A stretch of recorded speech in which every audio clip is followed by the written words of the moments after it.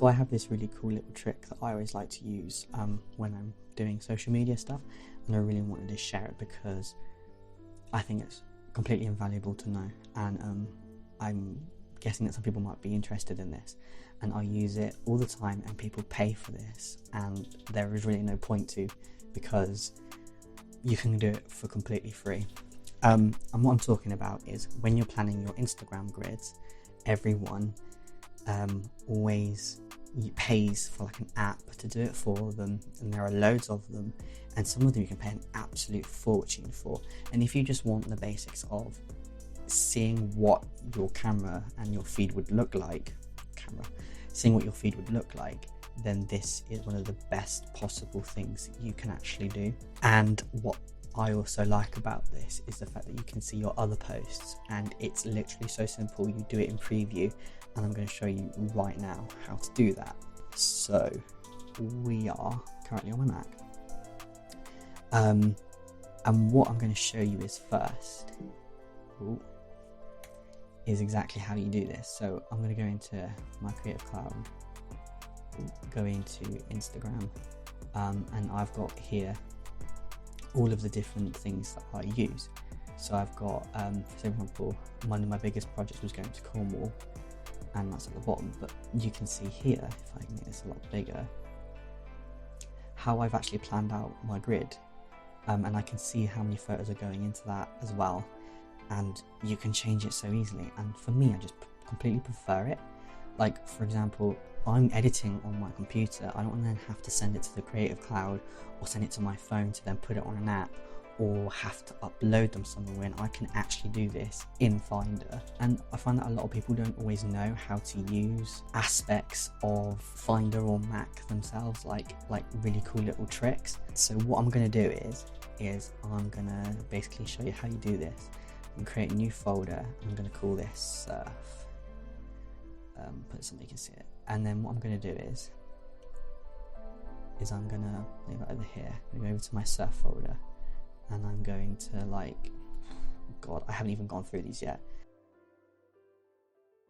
As you can see, this puts it straight back in the middle, and it's still kind of small. Like, I can't really see that, and I can't zoom in either, and that's really annoying.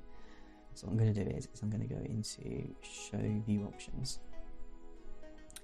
and this is all completely customizable to what you prefer. So I'm going to make your icons really big. I am going to put the grid spacing as nothing, and for now I think that's all I need in here. And then right click, sort by none. So now I can start moving these. A lot of people have their desktop set up like this. I actually want to make this even bigger again. The icons, you can literally go huge. If I do Command A, they can then move them all back over. And then I can literally just start organizing them.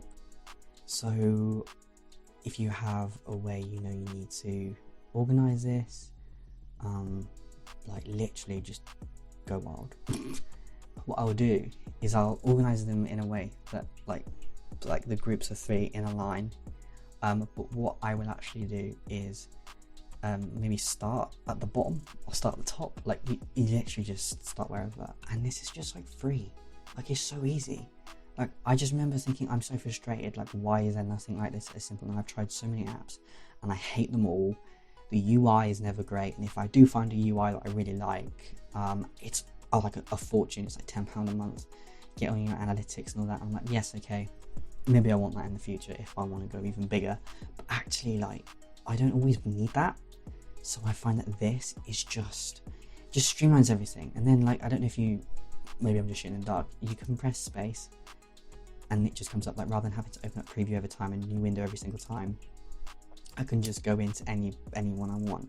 And then when I like to stack them, I can actually kind of see what's going on a bit more, move things out, like this one over here. Like, I don't even know if I was going to use that, whatever. Right, so one of the things I just set up, if I wanted to move a stack, specifically this one, and I wanted to move them, and so I'm going to like select on both of them what I'm going to do, move that, and you can see the order's changed.